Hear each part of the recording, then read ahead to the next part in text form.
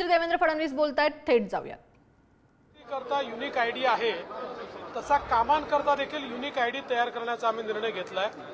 कारण अनेक वेळा लक्षात येतं की एकाच ठिकाणी 2-2, 3-3 डिपार्टमेंट काम करतात। काही ठिकाणी अशाही तक्रारी येतात की काम एकाने केलं आणि 2 डिपार्टमेंटनी बिल काढलं। त्यामुळे अशा प्रकारच्या गोष्टी टाळण्याकरता आता प्रत्येक कामाचा युनिक आयडी तयार होईल आणि त्यातनं एक प्रकारे या कामांवर आपल्याला नीट लक्ष ठेवता येईल, वेगवेगळ्या डिपार्टमेंटचं कोऑर्डिनेशन देखील करता येईल आणि त्यासोबत जी पीएम गतिशक्ती योजना आहे त्या गतिशक्ती योजनेच्या प्लॅटफॉर्मवर ही सगळी कामं हळूहळू करून आणली तर सरकारचे ॲसेट्स किती आहेत, ते कधी क्रिएट झालेले आहेत, हे देखील आपल्याजवळ त्याचा एक चांगला रेकॉर्ड राहील आणि पुन्हा पुन्हा त्याच ठिकाणी कामं होण्याच्या ज्या तक्रारी असतात त्या तक्रारी देखील दूर होतील। दुसरा एक निर्णय आम्ही असा देखील केलेला आहे की आता वेगवेगळ्या समाजाची बरीच महामंडळ आपण तयार केलेली आहेत, यांचा समन्वय राहिला पाहिजे म्हणून एक सिंगल प्लॅटफॉर्म आम्ही तयार करतोय की ज्या प्लॅटफॉर्मवर ही सगळी महामंडळं, त्यांचे कार्यक्रम, त्यांच्या योजना, त्यांचे पदाधिकारी असे सगळे राहतील आणि मग त्याला जो काही सपोर्ट स्टाफ असेल तो आम्ही त्या ठिकाणी देऊ, जेणेकरून सगळी महामंडळं योग्य प्रकारे कार्यान्वित करता येतील आणि सगळ्यांच्या माध्यमातून चांगल्या प्रकारच्या योजना या आम्हाला त्या ठिकाणी साकारता येतील अशा प्रकारचा आमचा प्रयत्न आहे। ई कॅबिनेट संदर्भात सुद्धा काही तुम्ही सूतोवाच केलेला आहे। ई कॅबिनेटच्या संदर्भात देखील आज आम्ही सूतोवाच केलाय। आता राज्यामध्ये ई फायलिंग आपण स्वीकारलेलं आहे। आपल्या फाईलची मुवमेंट ही आता डिजिटल पद्धतीने, इलेक्ट्रॉनिक पद्धतीने त्या ठिकाणी होते आणि म्हणून आयटीच्या जगामध्ये आता कॅबिनेटच्या फाईल्सची मुवमेंटही ई पद्धतीनं व्हावी याकरता ई कॅबिनेट आम्ही स्वीकारतो। लवकरच त्या संदर्भातली सुरुवात आम्ही करू। सुरुवातीला जोपर्यंत मंत्र्यांना त्याची सवय होत नाही तोपर्यंत काही काळ ई कॅबिनेट सोबत पेपर कॅबिनेट देखील राहील, पण हळूहळू पेपर कॅबिनेट पूर्णपणे बंद होईल आणि ई कॅबिनेटच आम्ही स्वीकारू। सर, मंत्रालयामध्ये मागच्या ते आमच्याकरता एक प्रकारे हे फार मोठं कौतुक आहे, कारण आज गडचिरोलीचं जो काही परिवर्तन आम्ही करतो हे परिवर्तन माननीय मोदीजी आणि माननीय गृहमंत्री अमित शहाजी यांची जी मदत आम्हाला मिळते आहे, केंद्र सरकारची मदत मिळते आहे, केंद्रीय दलांची मदत मिळते आहे आणि मग त्याच्यासोबत आपलं जिल्हा प्रशासन आणि आपली C60 यांच्या समन्वयामुळेच हे परिवर्तन होत आहे। आणि काल मी गेल्यानंतर जे परिवर्तन लोकांनी पाहिलं, देशाने पाहिलं, त्याचं कौतुक हे प्रधानमंत्री महोदयांनी केलं। खरं म्हणजे याचं सगळं श्रेय हे आपल्या पोलीस प्रशासनाला आणि जिल्हा प्रशासनाला मी देतो। सर, मंत्रालयाची गर्दी बंद करण्यासाठी तुम्ही एक नवीन निर्णय घेऊन येत आहे। पुढच्या 2 महिन्यामध्ये कशा प्रकारे हा निर्णय असेल? मंत्रालयातली गर्दी कमी करण्यापेक्षा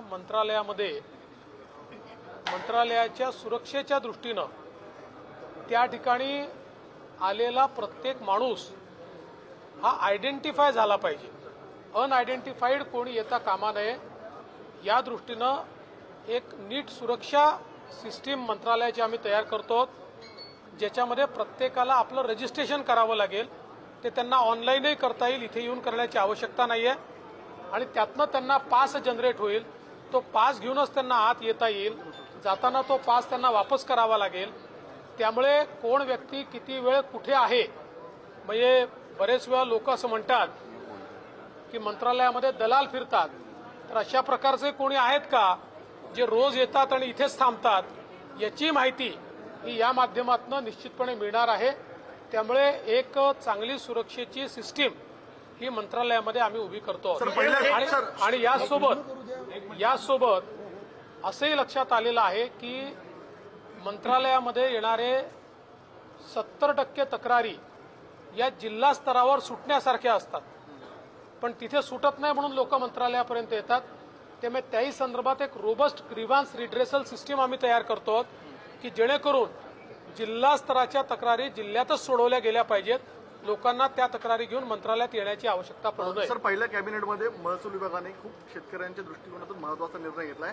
4800 एकर शेतकऱ्यांना परत मिळणार आहे, काय सांगाल? आकारी पड जमिनी हा जो एक आपल्याकडे जमिनींचा प्रकार आहे, जुन्या काळामध्ये महसूल न भरल्यामुळे जमिनीचा त्या जमिनी सरकारने आपल्या नावाने केलेल्या आहेत किंवा त्याला आकारी पड जमीन म्हणून त्या ठिकाणी त्याचं डेझिग्नेशन केलेलं आहे. त्यामुळे त्या क्लास 2च्या जमिनी झालेल्या आहेत. आजही शेतकरी स्वतःच त्या जमिनी वाहतात. त्या काळात कदाचित दुष्काळ असल्यामुळे 40 वर्षापूर्वी 50 वर्षापूर्वी ते त्याचा शेतसारा भरू शकले नाहीत किंवा महसुली देणी देऊ शकले नाहीत.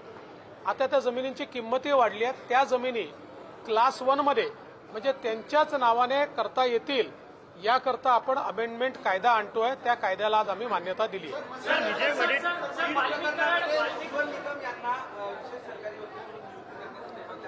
आज सुरेश धस यांनी मला तशा प्रकारचं एक निवेदन दिलेलं आहे.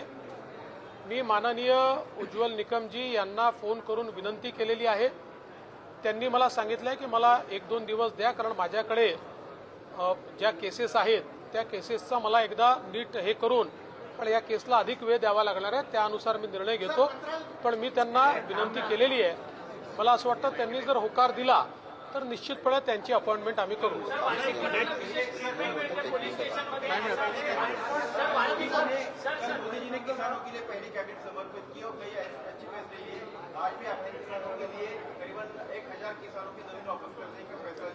देखिए, किसानों की जमीनें जो 30-40 साल पहले चूंकि वो रेवेन्यू जो उनके ड्यूज है वो नहीं भर पाए, इसलिए क्लास 2 की हो गई थी.